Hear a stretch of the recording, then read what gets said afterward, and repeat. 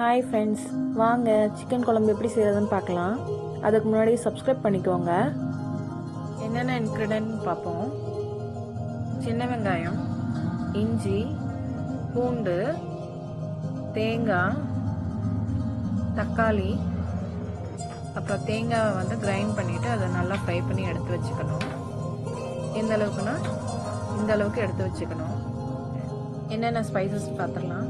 பட்டை, பெருஞ்சீரகம், ஏலக்காய், கிராம்பு, பிரிஞ்சி லீஃப் இதெல்லாம் எடுத்துக்கணும்.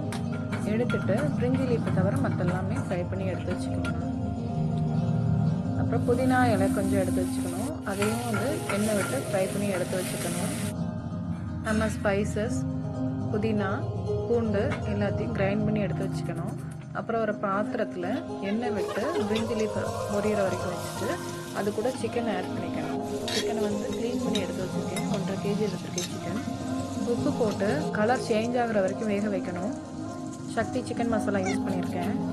அந்த மசாலா வந்து சிக்கனில் ஸ்ப்ரெட் ஆகிற மாதிரி வேக வைக்கணும். பாருங்கள் எப்படி குலுக்கி விடுறேன்னு.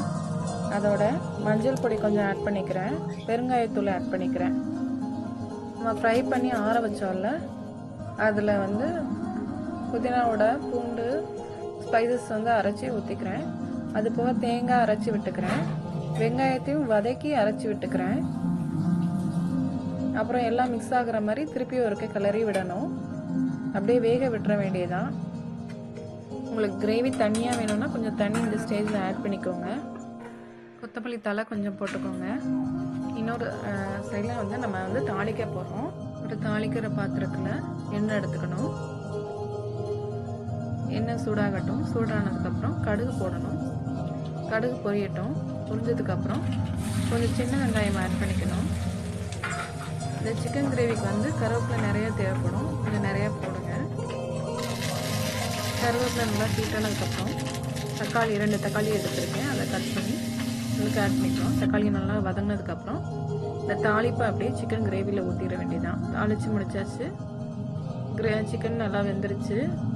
ஃபைனலாக டேஸ்ட் பார்த்து இறக்கிற வேண்டியதான். நல்லா டேஸ்ட்டாக இருந்தது ஃப்ரெண்ட்ஸ். நீங்களும் ஒரு இந்த மெத்தடில் ட்ரை பண்ணி பாருங்கள். எப்படி இருந்துச்சுன்னு சொல்லுங்கள். லைக் பண்ணுங்கள், கமெண்ட் பண்ணுங்கள், ஷேர் பண்ணுங்கள், சப்ஸ்கிரைப் பண்ணுங்கள் மறக்காமல்.